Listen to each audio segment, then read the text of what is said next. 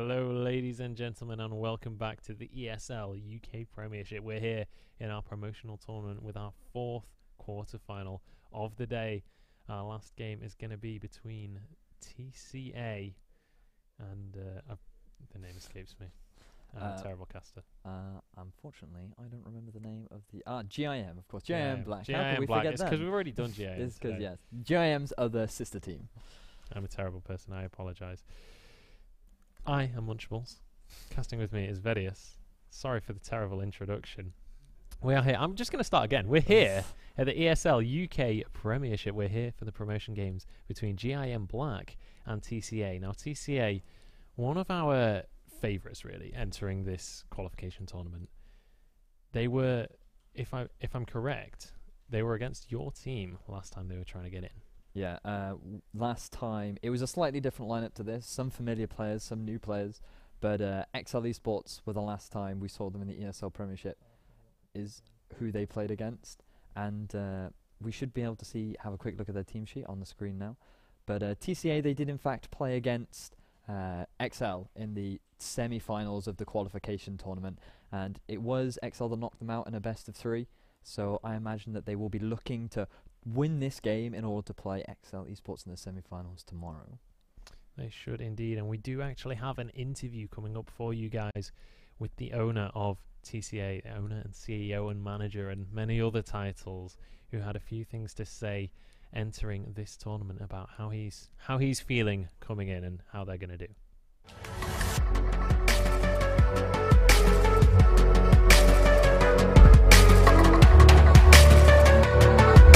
Hi, I'm TCA Luna, the owner of TCA Esports. We're an organisation that places a heavy focus on making sure that whilst we are making our mark in the esports scene, that we do so leaving the right footprint in all that we do. Whether that is from the staff to the players and all the volunteers that help us out, we make sure that we value and respect all the relationships that are involved. I feel we are confident and have a strong basis. Our UK lineup is completely different now than when we first started our first 2 matches with the season of the ESL UK Premiership. This wasn't really a choice of ours, and some of our friends eventually helped out to fill the team and contributed towards the state of where it is right now in the competition right now. So as an owner, I believe we definitely have a lot of work that we must get on with, but as a friend, I'm very proud of what my friends have achieved so far.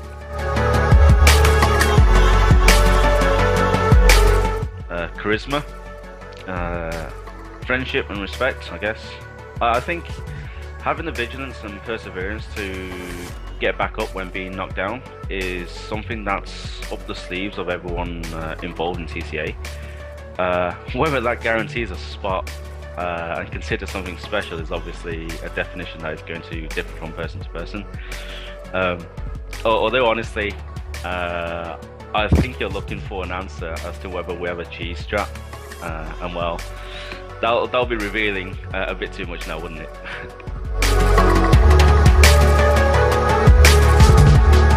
Okay, well, this is a tough question to answer in a short space of time. We have a lot of friends that we respect in many different teams, and friends who used to be part of some of the organisations that are still competing at this tournament, but they're not actually part of the teams anymore.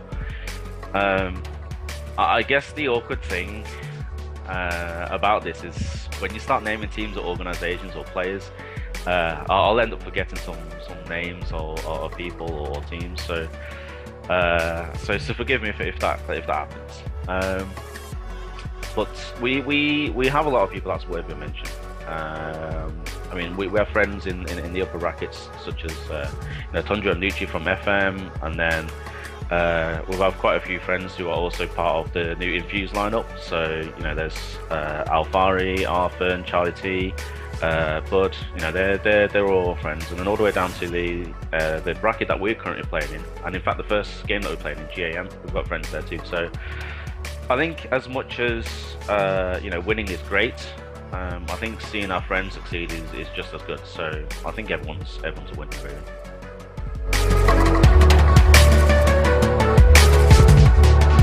I'm relatively confident. There's still work that needs to be done with the current lineup, and I'm pretty sure they will be done. I have faith that our lineup will get quite far.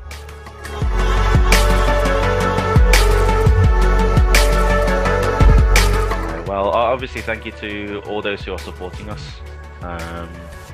We currently have a moderate size following, and would like to continuously work hard to grow and earn their support. A special thanks to those within our inner circle. You know who you are. You boys and girls have been with us through thick and thin, and I don't think the road ahead is going to be any easier in any shape or form. We're just grateful to have you with us along that journey, so keep supporting us. Thank you.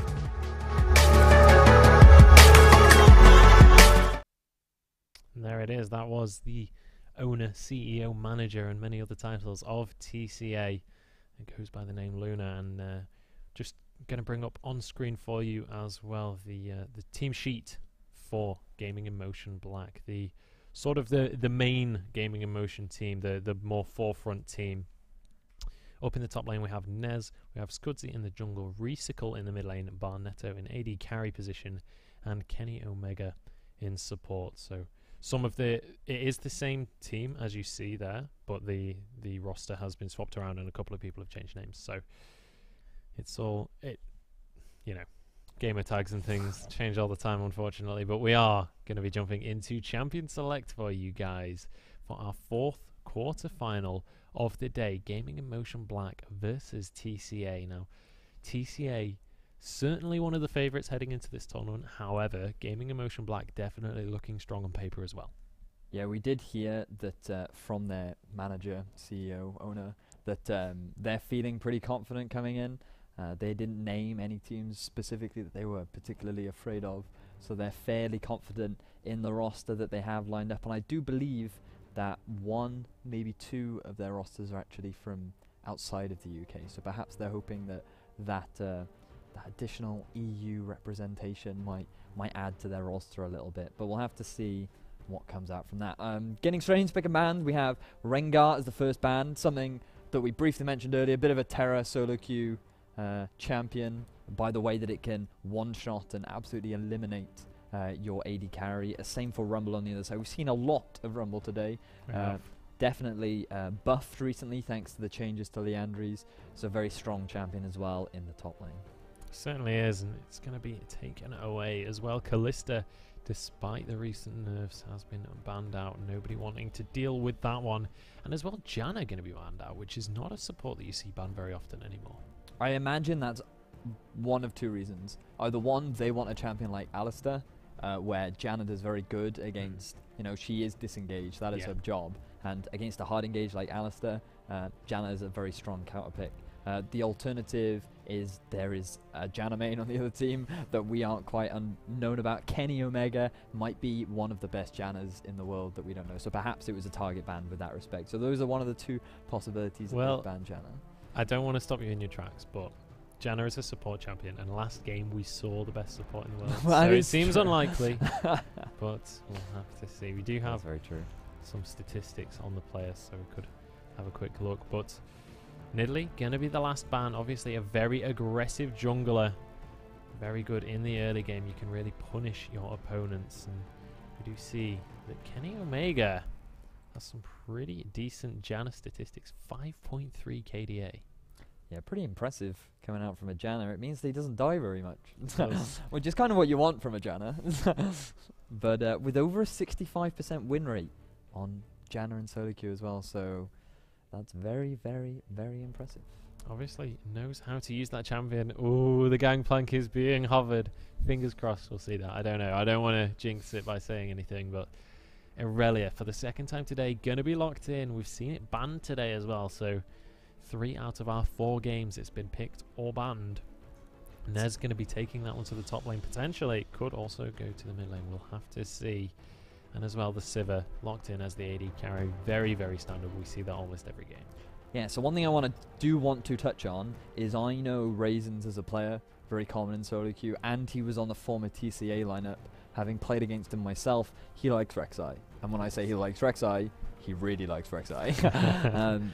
He is a big fan. He's very competent on the champion, very familiar with it, played it in a ridiculous amount of games.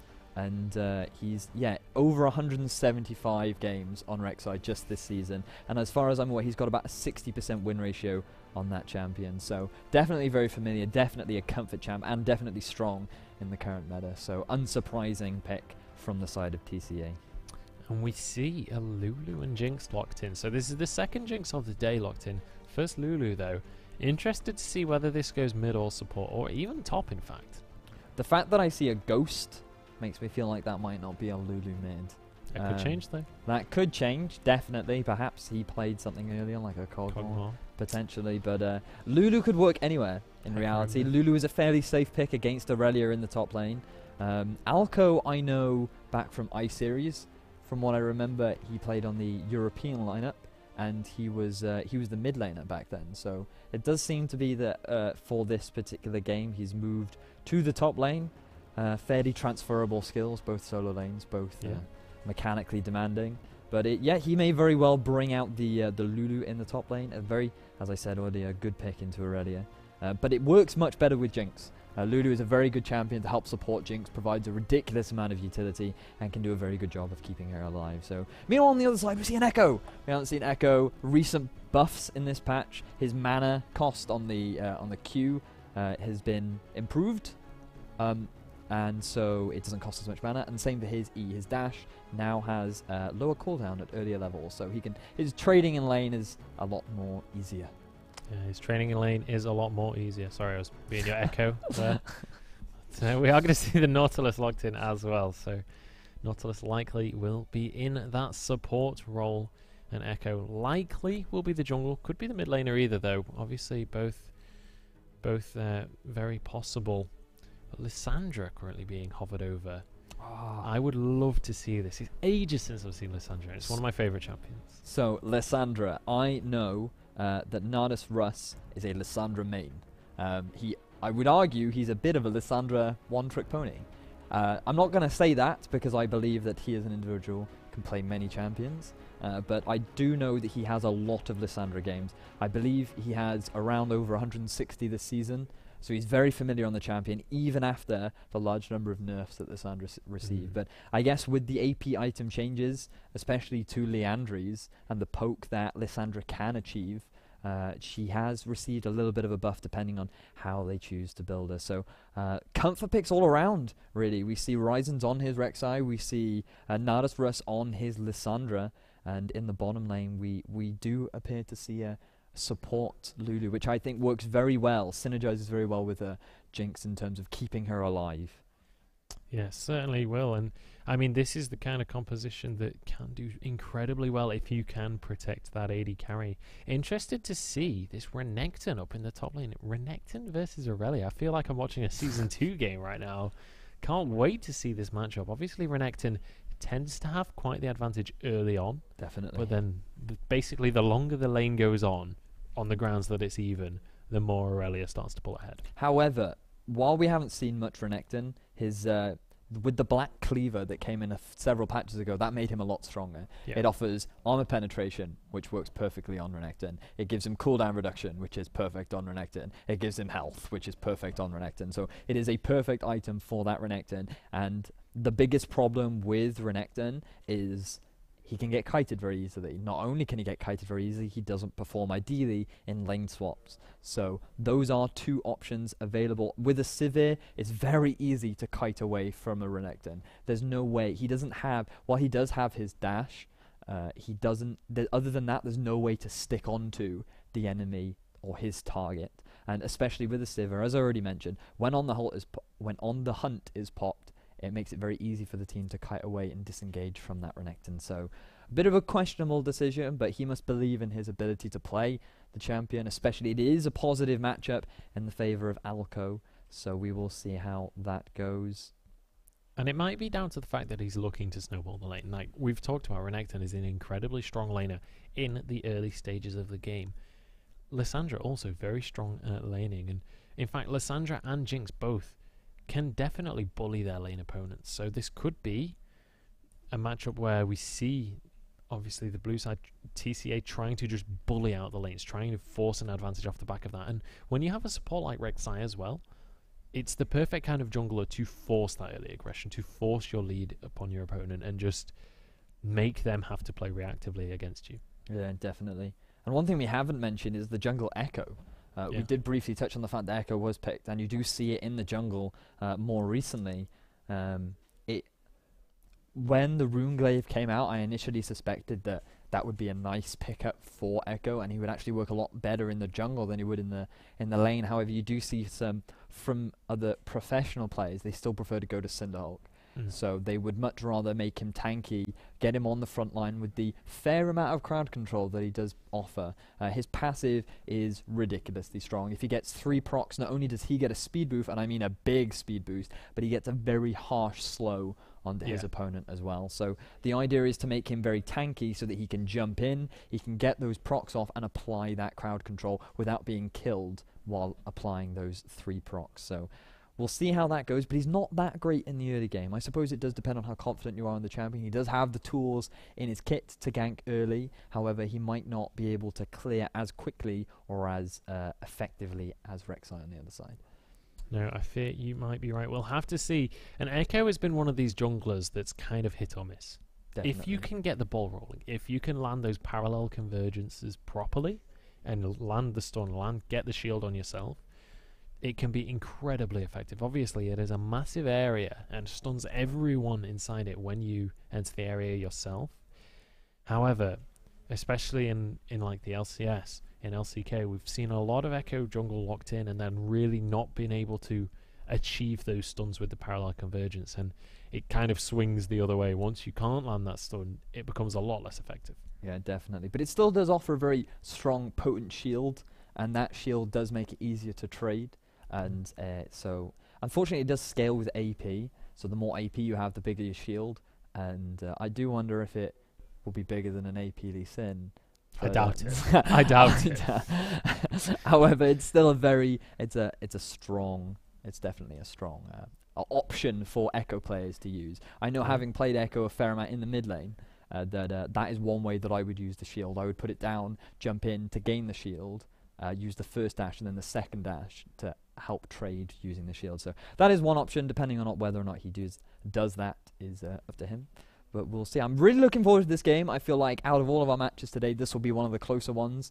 Both teams are fairly similar in their ELO. We do have Seed 4 coming out from the side of TCA for Seed 5, and they achieved that seeding through the qualification tournament that we had a few weeks ago. So I think that out of all of our games today, this will be one of our closer ones. Yeah, definitely feel like that should be the case. On paper, that should be the case. We'll have to see. Obviously, TCA have been an organization for a long time. They've been around the scene.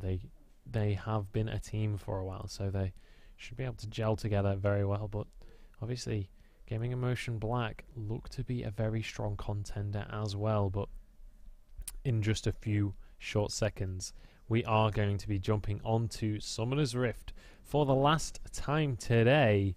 The champions are spawning on their fountains, and we're going to get the 4th game of the day underway. It's going to be TCA on the blue side versus Gaming inMotion.Black, and we are going to kick the day off with a pause. Yeah, so while the game is paused, we can have a quick run through of the mid lane matchup, because as a mid laner, that is something that I always like to talk about. We do have Lissandra on the side of TCA versus Victor, something people are probably used to seeing a lot of Victor in the mid lane, but they're probably not quite as familiar with Lissandra, as she's been a bit out of the meta for a while. But the way Lissandra will work is that every 18 seconds, she gets a free spell.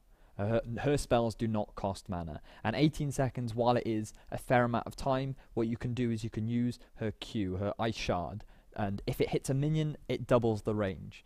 So it has a nice poking and trading tool in the mid lane, in the sense that you can cast it, you get a free spell. You cast it again, it costs a bit of mana, but then while you're using the free spell again, your mana recharges. So you consistently have good harass and poke in the mid lane. So we'll have to see how that one goes out. Both champions fairly poke orientated. But meanwhile, we are going to jump onto the Rift. We are indeed, and we're going to be seeing already the inMotion.Black are grouping up. They're looking to maybe get some early damage down onto the TCA lineup. Nobody maybe from pick up an TCA early is there. kill.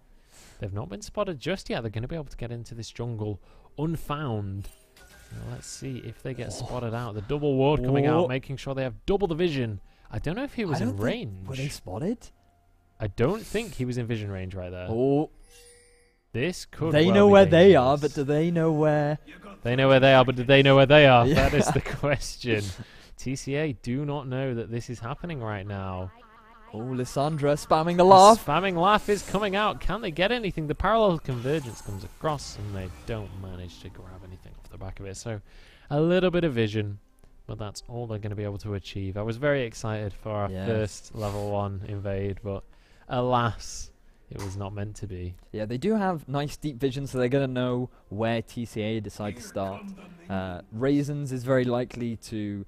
we might see the double jungle come out, as we saw earlier, perhaps getting... Meanwhile, TCA looking to stop that golems, but they do have vision. That's a really good ward. They're going to be able to spot them out the moment they come in, and they can either choose to disengage from the Gromp, or they can carry on. So we'll have to see. They've been spotted.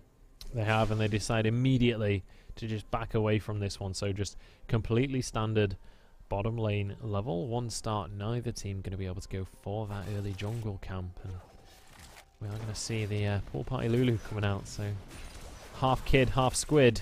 Be able to throw out some bubbles at their opponents. That is a very pretty skin. I really like that skin. It is. It's a very nice skin.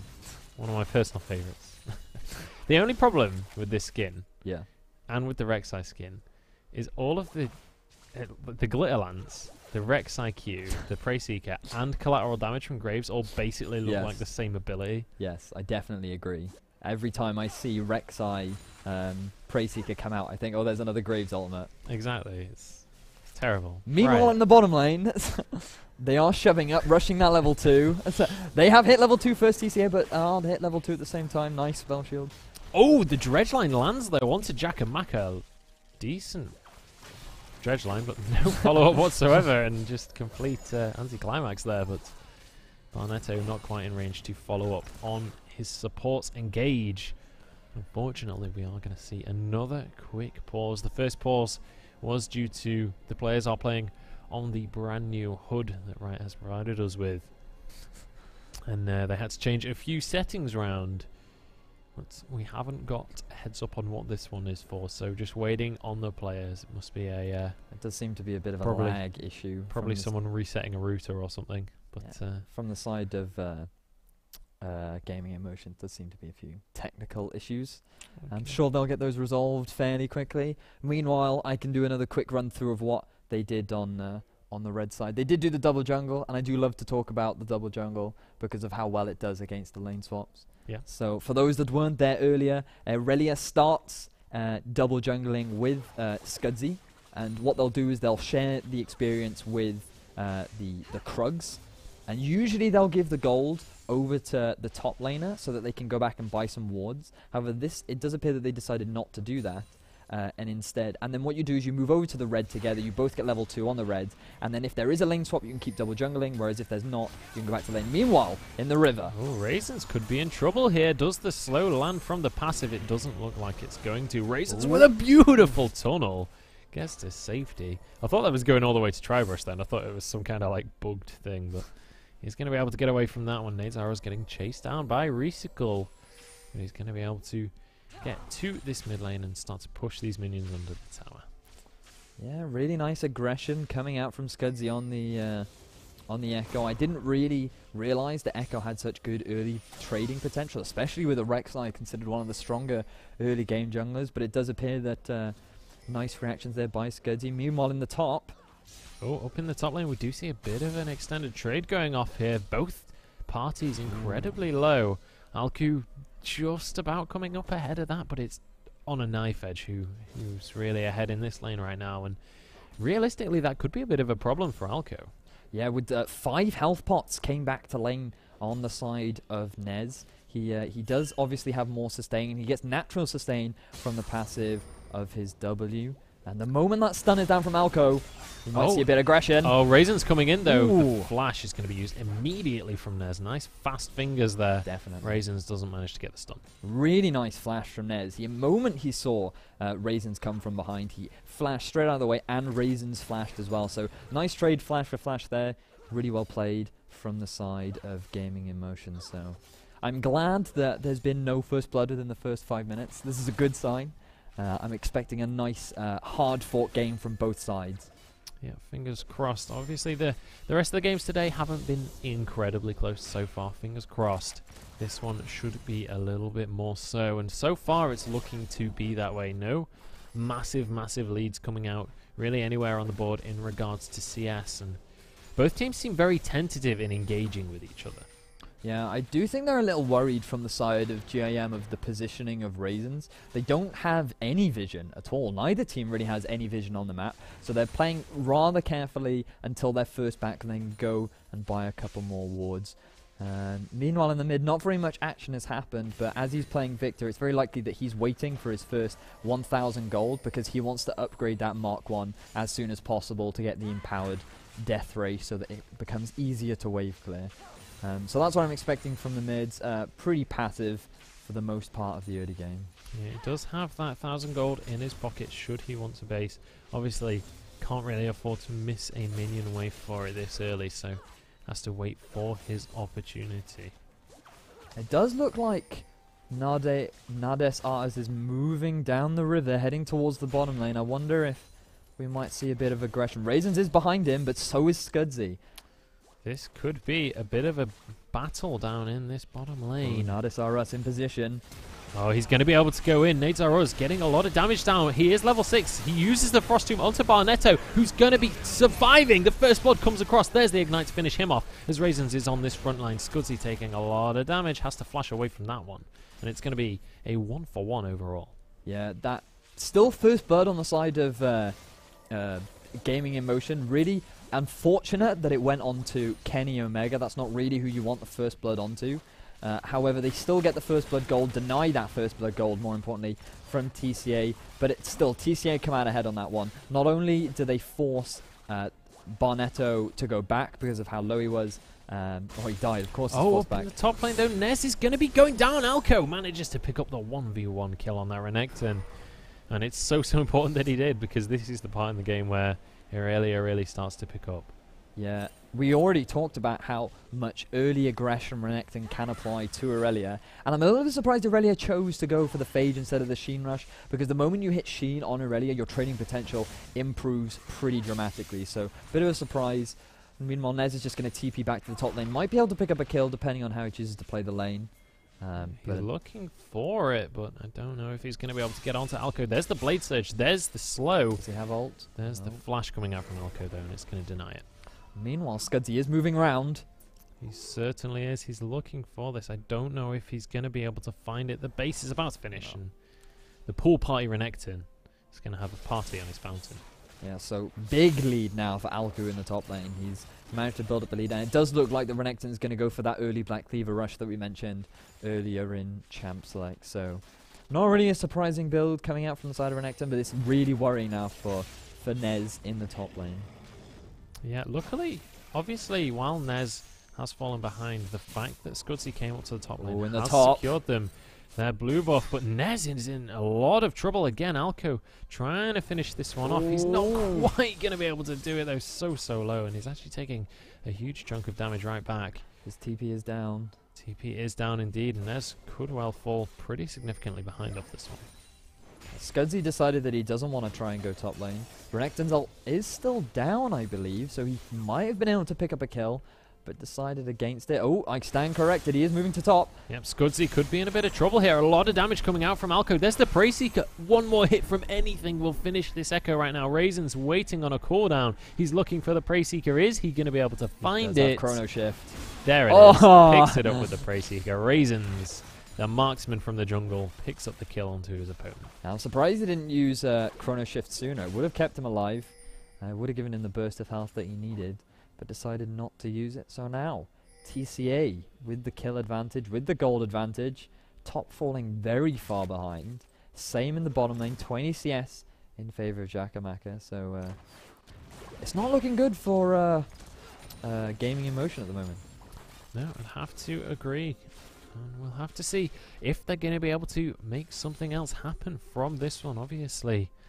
On the Hunt is available Chaos Storm, Death Charge. Obviously, all of these ultimates are massive in the team fight, so maybe they're going to be able to bring something out once we get towards the mid stages of the game. But Alco could be in trouble. Nez going very aggressive. There's the Transcendent Blades. The ultimate is going to be used from both members as Nez should be able to finish this one off. There's the flash. There's the stun coming out. Or it's not a stun, but that is going to be Raisins managing to pick up a counter kill. And so 1-for-1 up in this top lane as Scudzy arrives. And they're deciding to go for this duel. I don't really know who comes out ahead on this one. It looks to be Scudzy, as Raisins has to back away. But honestly, health bar's pretty much even there.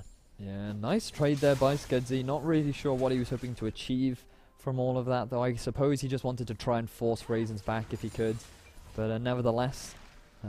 oh, meanwhile, in the bottom. In the bottom, yeah, Barnetto could be in trouble. The Wild Growth comes out onto Jakamaka. The Super Mega Death Rocket is going to go shy. Or go wide, sorry, as Jakamaka may well get taken down here. Kenny Omega looking to try and finish this one, but he's not going to be able to.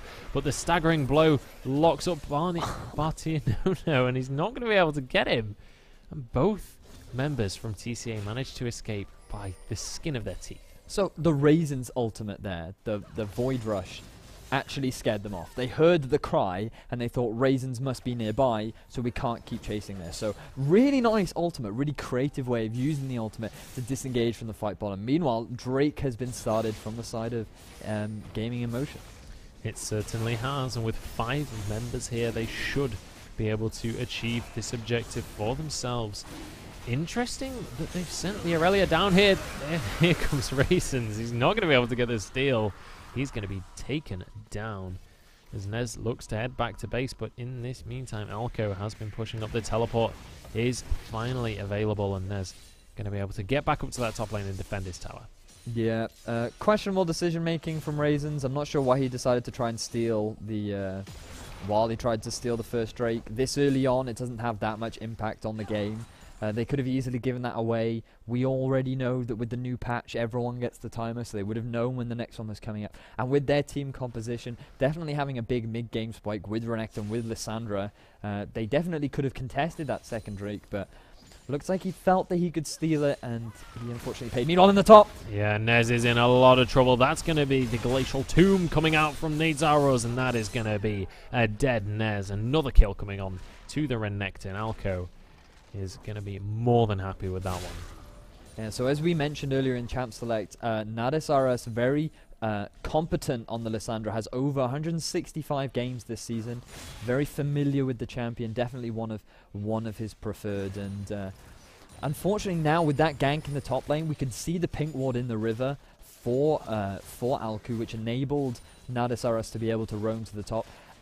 Unfortunate that the one thing that I've noticed about all of these teams is that their vision control has not been fantastic. We have seen Sightstone coming out from Alco, but he hasn't really used it as efficiently as perhaps he could have. He hasn't really moved up to try and get deep wards, try and predict Scudzy's movements. But if we think about... Oh, meanwhile in the bot. Parallel Convergence does stun Raisins, but he tunnels away in a beautiful freeze frame as Barnetto gets focused down. The Wild Growth comes through, knocking up 2, and that is going to be 2 kills coming across for TCA. The Mega Death Rocket finishing that one off.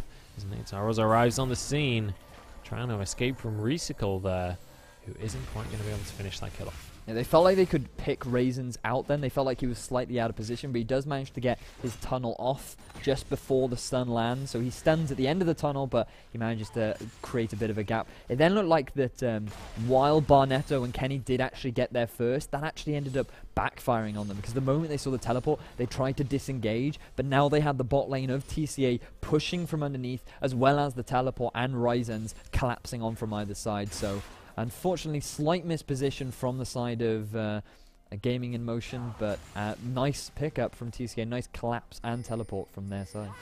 Absolutely, and they're going to be able to pick up an advantage off this one. 3,000 or slightly more now, 4,500 gold in favour of TCA. So picking up an advantage early on in this game, but there's going to be a fight happening up in this top lane as Nez goes aggressive onto Alco. They're going to be able to bully them away from this one. And they might have to back away in the end. The mid laner has arrived as well.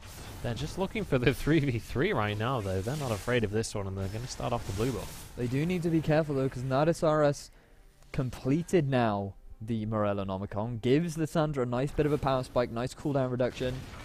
Not so much needed for the mana regen, as thanks to her passive, she gets a lot of free spells, so... but nevertheless, still a strong item, and definitely stronger than the Victor at this point in the game. Interesting to see that Victor's decided to rush the Mark II on his passive. Mark II means that he will get a fair amount of ability power. He's actually getting 90 ability power for a 2,000 gold item, so it is still worth it at this point in the game. However, it doesn't really offer him much else other than the ability power. So, interesting choice. Not something that something that I've been seeing more often recently, the quick rush of the upgraded marks. Personally, I don't like it. I feel that getting other items is more important than getting the early mark. However, it does offer him a bit more utility in the sense that he can upgrade his Siphon Strike, and it'll give him a bit of a movement speed every time he casts it. So I guess he decided that he's a little bit worried about the strength of TCA, and he wants a bit more mobility in the upcoming team fight. Quite possibly that may well be the case. The force is over now. Unfortunately, GIM.Black's members are struggling with a little bit of lag and going to be able to fix that one relatively quickly, though. But up in this top lane, Alco could be in trouble. Although both junglers hanging around here, this could well be a bit of a skirmish. And both of these teams playing very, very aggressive. Yeah, it's nice to see that both junglers are trying to apply that early game pressure. Unfortunately, for the side of Gaming inMotion, their early aggression hasn't paid off as much as TCA's early aggression. Their bot lane has managed to build up a nice healthy lead now, having that Infinity Edge completed and a 40 CS advantage. The only lane that's really gone in favor of Gaming inMotion is this middle lane. We can see Victor staying even with Lissandra on CS. However, he hasn't had as much impact as perhaps Nadasaurus has on that Lissandra, with the nice roams that Nadis has been able to make throughout the game. Yeah, I have to agree. And it's interesting that it is TCA that are ahead, because in a lot of the recent map movements, it has been Gaming inMotion that have started everything off. They've been the ones engaging the fights. They've been the ones invading on TCA's blue buff. And despite their gold deficit, they still seem to want to go for these. Yeah, while they are making the movements, the advantage for TCA is that they have the vision to be able to predict these movements and react accordingly. You can see all of this vision control around the bottom half of Gaming inMotion's jungle, and you can see that everywhere the jungler goes, they can predict. So, nice warning coming out from Raisins. I mentioned earlier that he might not be using his Sightstone as effectively as it could be. That's definitely changed now. He's definitely applying more wards. He's definitely getting more pressure around the map. Meanwhile, a lot of posturing around this middle lane, trying to take away that mid tower. They certainly are, and getting a little bit of damage down on it, but realistically not the greatest siege composition here from the side of Gaming inMotion.Black. Obviously the Civ are great at clearing waves, but not very long range when it comes to hammering down that tower. The same with Victor, really, not the greatest at pushing towers. Obviously great at clearing the minions, but if the enemy has any wave clear at all, which with a Lissandra and a Jinx they do, it's going to be difficult. Yeah, having a slightly closer look at the Gaming inMotion team comp, it doesn't really synergize all that well. They have very good sort of team fight slash pick slash sort of split pushing. It's got a bit of everything, really. It doesn't really have a single target focus. Because while they do have elements of getting good picks with Sivir, like they also have Victor and Echo who are quite good at team fight. So it's a bit of a mix and match comp. It seems like it's a very reactive comp where they've tried to pick things that respond to TCA's more team fight orientated comp. Yeah, I mean that can be a good thing though, right? Because say they're falling behind in team fights, then they can go for a split push. Say that split push isn't working, they can retry the team fight, or they can retry picking. There are lots of different ways that this comp can potentially be played. It's down to whether or not they're going to be able to find those opportunities and whether they're going to be able to change up their playstyle sort of dynamically throughout this game. Yeah, definitely. We do see at the moment just a bit of posturing around the middle lane. Nothing exciting really happening for the time being. Mostly just Alco applying a bit of pressure in the top. He does have his TP available, so they might try to set up a play with that. Meanwhile, the bottom lane is pushing. So, unfortunately from both teams, while both teams have decent tower clearing, decent sieging, it's very difficult for both teams to actually get up to the towers to be able to siege onto them. So, we'll see how they deal with that. Meanwhile, in the top, a bit of aggression. Yeah, Alco in a lot of trouble right now as Nautilus enters the fray. Kenny Omega going to look for the dredge line, but the minions save the day at the last second. Alco going to be able to walk away from that one with his life. Yep, they do try to get a pickup onto Alco. He was a little bit overextended, but manages to successfully use his dashes to stay clear from danger, so no problem from the side of Alco. Meanwhile, again, posturing around the mid. Now, this is something that I really don't like, because at the moment, what's happening is that Recycle and Barnetto are both fighting for the same farm. Neither one of them is getting healthy experience. They're sharing the experience, while Nadis Aras is getting solo experience. Nadis Aras is getting solo gold, while those two are sharing gold. There are no real advantages to this right now. They're putting each other behind. What they really need to do is they need to put Barnetto in the bottom lane, and they need to keep Recycle in the mid lane, and only rotate when TCA are trying to force some objectives. So, unfortunately, I don't really like what Gaming Emotion are doing right now. They really should be dividing their resources in order to enable... Oh, meanwhile in the top! Oh, and there's in a lot of trouble yet again. Alco being so aggressive. Luckily, Transcendent Blades was off cooldown. Going to be able to lifesteal off of that minion wave. But Alco going to have a lot of pressure as the entire red team is heading up to try and capture the crocodile. They're going to get the knock up. There's the dredge line, and he should be going down. He's looking to finish Nez, but he's not going to manage to succeed, and that's actually his flash kind of wasted there. And in the meantime, this mid lane tower will be going down, so nice reaction from TCA. Yeah, as you said, nice reaction from the TCA team. They recognize that Alco draws pressure top, which is exactly what a split pusher should be doing. You really want that split pusher to try and draw team members top, because we've already realized that Nez cannot 1v1 Alco. He's fallen too far behind. He does have that Trinity Force, but with the upgraded armor... Oh, meanwhile, in the jungle...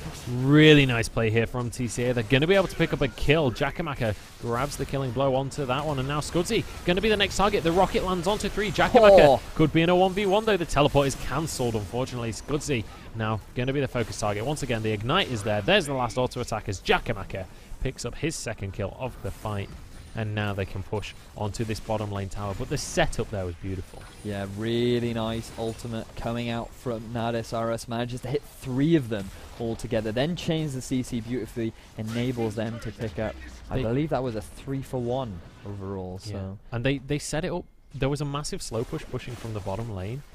Barnetto came down to farm it. They just waited in the jungle. They knew somebody would come across from the mid lane, pick up an easy free kill, and get an absolutely awesome fight off the back of it. Yeah, definitely nice use of the minion waves from the side of TCA. You can definitely see that they're a familiar team. While they do have an entirely new roster, they seem to be happy playing with each other. They seem to be very smart players, which is what you'd expect from a high elo roster coming out from the TCA side. So at the moment, taking it very controlled. They're not rushing. It's not quite as fast paced as previous games that we've seen, but I think that they don't feel the need to rush it. They do have advantages in every lane now. They can just win this slowly and methodically. The next Drake is coming up in around 1 minute 20, and it does look like that they're going to use their lead to try and force a fight around that area. Indeed, it might be the case. 1-all on those dragons so far. And I mean, the second dragon, not too much of a big deal realistically, so should TCA want to go for that one, I don't think Gaming Emotion will have too much to say about it. I don't think it's worth risking losing a fight over. No, it definitely isn't. But again, this is happening again. You see the 2 carries both fighting over farm. There's a huge wave in the bottom that they could have Barnetto on. There's nothing in the mid lane to lose. Victor has enough damage to be able to just clear the wave with a single. You can see right there, clears the wave very easily. There's no need for those 2 to be contesting all of this farm, which is a bit of a shame. Meanwhile, very interesting to see that we see double Ninja Tabi coming out from the jungler and the top laner. Meanwhile, in the top. Oh, up in the top lane, we see Nez. He may have finally hit his power spike, but Alco says no. as he goes back aggressive onto Nez, who has to back away from the fight. Transcendent Blades was used, but look at the sustain coming out from Alco, and he's going to be able to get the stun down onto Nez. Can he finish it? The Blade Surges are coming out. He's looking to try and finish this one, but Nez might be able to get away with it. He's looking for the minions to Blade Surge too. Is he going to be able to find it? No! Alco just finishes him off. There's the Death Rocket sailing on by. And in the meantime, TCA are barreling up this mid lane. Yeah, unlucky play by Nez there. I think he believed that his Equilibrium Strike was off cooldown. Meanwhile, the ultimate gets popped in mid. Oh, nades are so low, but the heal comes out along with the Zhonya's, but that Zhonya's might have just killed him. The Wild Growth comes out. Everything being used to keep him alive, but he finally goes down to the Death Ray. And now Raisins is on this front line, gets a knock up onto one, and it's going to be enough to pull him to safety. Meanwhile, while all that's happening, Alco manages to pick up a tower in the top lane, so very nice. While they do pick up a kill, that's worth it, because overall, in terms of, you know, it's an objective-focused game, not a kill-focused game. So while they do pick up a kill onto Nadas Aras, they unfortunately lose their top lane tower. And it looks like that as TCA head towards the Drake, they're going to lose that objective as well. Yeah, so TCA really starting to snowball this one in their favor, almost 10,000 gold ahead of their opponents. That's their second dragon in the bag, so going to do slightly more damage to towers and structures. And they're looking for a catch onto Scudzy. The zap doesn't quite land. There's the knock-up, but he should be able to get away with this one. Yeah, he is a pretty tanky Scudzy. He's also chosen to go for the Ninja Tabai, which reduces auto-attack damage by 10%, so nice pickup. Decided that Lissandra wasn't really much of a threat, and same for the opposite side. They decided that Recycle really wasn't doing much damage, and that it was Aurelia, Scudzy, and Barnetto that they needed to build for. So interesting pickups. Ninja Tabai isn't something that you'll see that often these days. I'm a little bit surprised. Oh, meanwhile, a tower gets taken in the top lane. Yeah, Nez managing to pick that one up, but the farm alarm goes off. Raisins is coming up to the top lane. He's not even needed as Alco takes out about a quarter of Nez's HP in just about half a second there. Really nice play by Alco to finish off that kill, but obviously Nez is going to be more than happy with that tower. Yeah. Alco now at a point completed his Ravenous Hydra, and the Black Cleaver means that Nez just can't do anything about it. He's just too far behind at this point. Even with the Trinity Force completed, he's just unable to trade effectively against Alco. And even more so, as we saw just then from Raisins, that he, the moment he starts to trade in the top lane, Raisins can immediately Void Rush to help him out. So very well played by Alco in the top lane. We were a bit doubtful of the Renekton pick early on, but it seems to have worked out. Seems to be really happy with that pick, and it seems to have worked out for them well.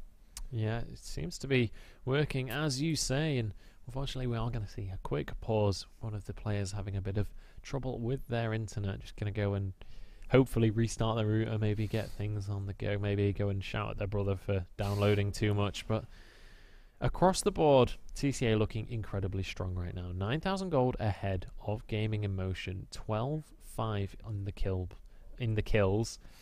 2-1 in dragons and 5-1 in towers. That's sort of the most important stat, I feel.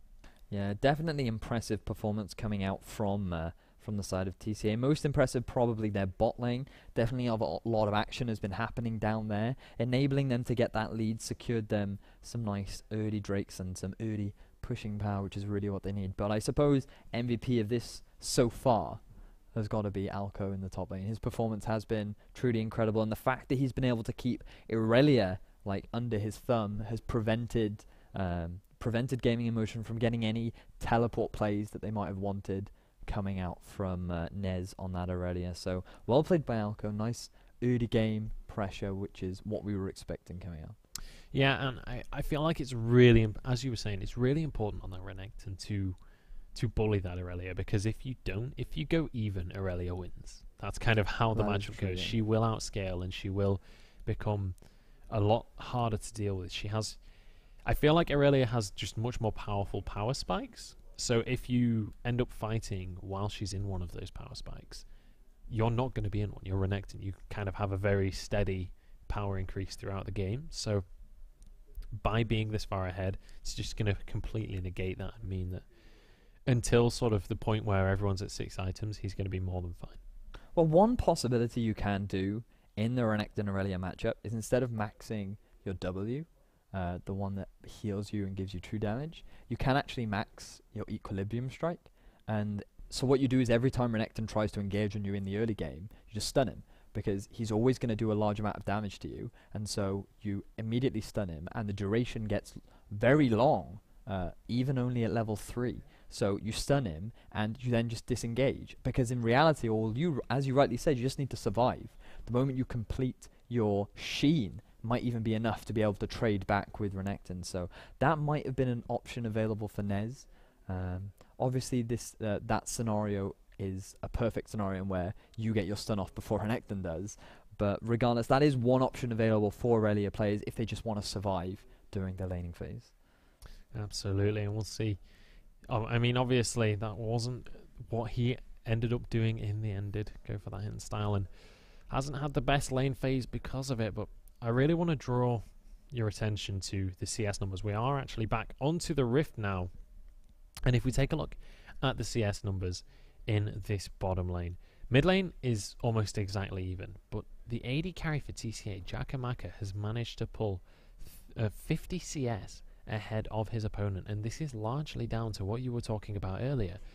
AD carry and mid lane were both staying in the mid lane for Gaming inMotion.Black, sharing that CS, sharing that experience, and you can really see it on the scoreboard now. This is something that happens all the time in solo queue, and this is something that I strongly recommend for anyone that might be watching.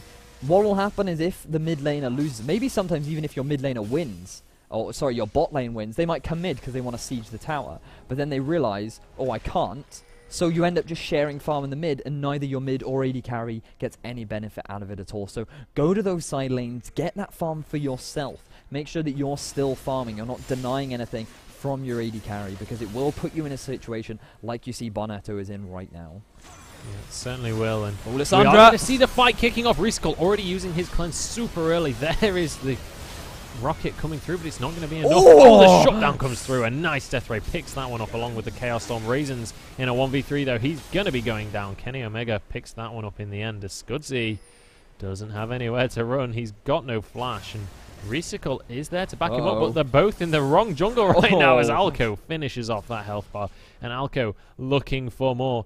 And this is a 1v3 right now, but he is not even remotely nervous. He's looking to chase down. He is a cold-blooded killer in more ways than one, and he's looking for meat, but he's not going to be able to find it today. And actually gets caught underneath the tower. There's the staggering blows. There's the ignite.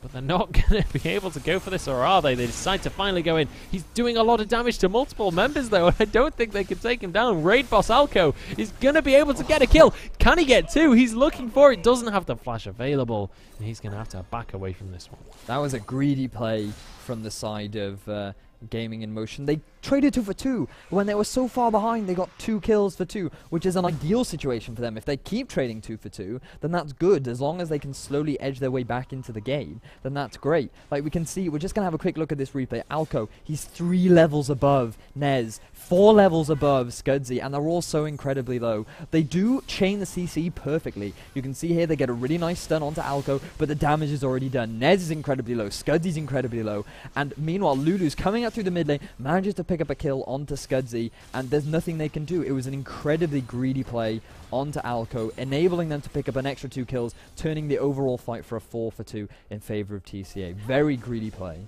And that's the thing as well. As you say, they managed to chain the CC perfectly, but they couldn't put any damage down. They couldn't afford to be near his Sunfire Cape for that long. Oh, he doesn't even have Sunfire Cape. That was just, I don't even know what I was looking at, but they couldn't afford to be near him, even with him CC. They couldn't risk just getting hit by that Q, and obviously ends up with a 2-4-0 in favor of TCA. So Gaming inMotion starting to really get punished now, and this is kind of the point in the game where it's going to be make or break for Gaming inMotion. They need to either even this out a little bit, or they're going to start losing inhibitors. Yeah, I mean, Victor does scale really well, and Aurelia, while she does...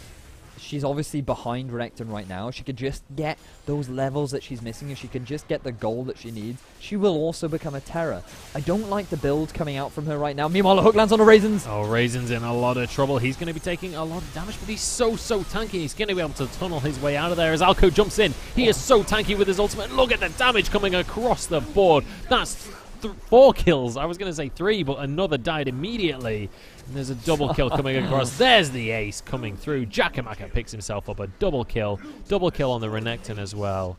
We're going to bring up a replay of that chaotic fight. So you can see in this replay, they're all just grouping up in the jungle. They think they've caught Raisins out, but Raisins are like, no, you haven't caught me out. I'm just baiting you into my team. Alco is there. Jakamaka's just sitting at the back. He's going to be able to get free damage across the entire team. And Alco's like, right, oh, you're all grouped up for me? Okay, you can no longer kite away. I'm just going to be doing consistent damage. Meanwhile, it's the ult, the E that comes in from Lissandra that really does damage. You can see it coming across the wall. Picks up a kill, but Alco in the backline just doing so much damage. Turns out to be a 5-for-1. Jakamaka does flash over. Nice crit onto Recycle. Worth. Definitely worth. He does burn all of his summoners, but they do get a Baron for it. So Ace picked up for TCA now, and they're going to get a Dragon on top of that. Yeah, this is really... and I mean, right before the fight, I said this is kind of make or break for Gaming Emotion. That may well have been break. As we see this third Dragon going down to TCA, they have the Baron, and they will have so much pressure across the entire map off the back of these objectives. Yeah, I mean, it was nice. They think they've caught Raisins out of position. I mean, he's in their jungle. It's very rational to think, why is he in our jungle? Let's just catch him out. But as you rightly said, he was so tanky. They couldn't just drop him instantly because they didn't have the items. They weren't in a position to be able to shred through the tankiness that was Raisins. So it gives plenty of time for Raisins' team to just walk up, catch up, be able to throw out all that extra damage and easily win that team fight. Meanwhile, in the top, Raisins 1v1ing Nez. He is indeed. Nez could be in trouble. Raisins is so tanky. Decides he doesn't want to try and chase this one out. Or does he? He cannot make up his mind right now, but down in this bottom lane, in fact, we do see the turret going down. Alco has managed to split this one out, and now he's in a 1v3 situation.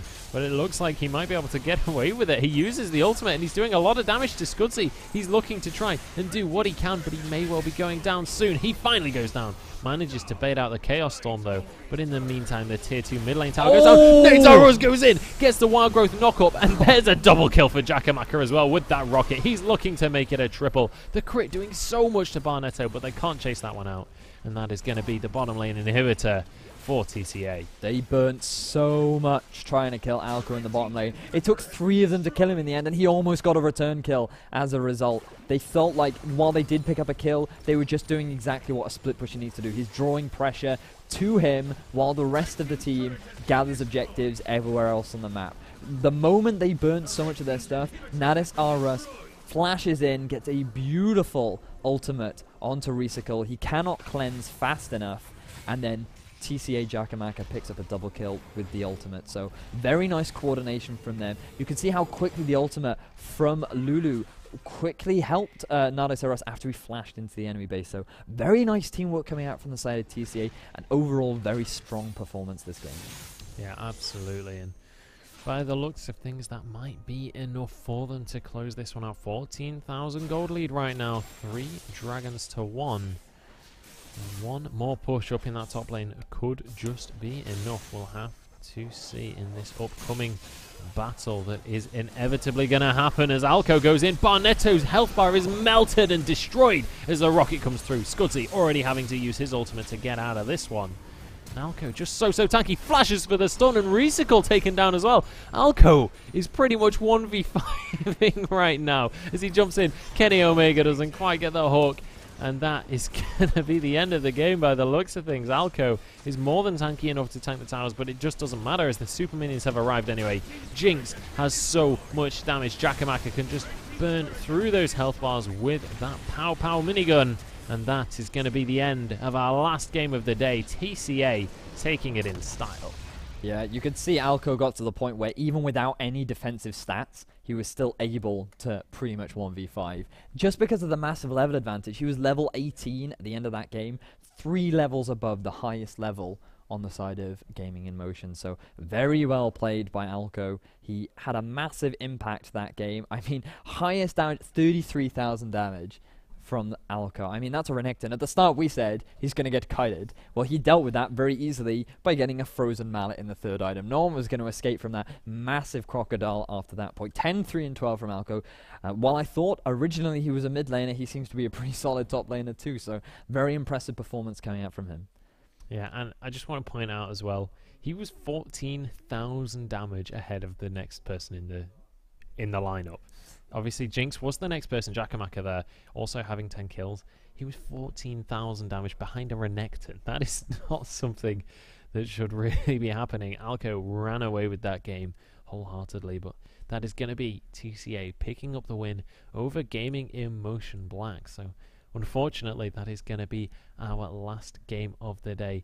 Massive thanks, of course, to SanDisk, Need for Seat, and AOC Monitors, our sponsors that we could not do without. But we are going to quickly throw it over to one last play of the All Work, All Play trailer. Now, just remember, guys, that this is going to be shown for 1 day only. So if you want to see All Work, All Play, make sure you check out the website. The link will be in the Twitch chat and grab yourself a ticket.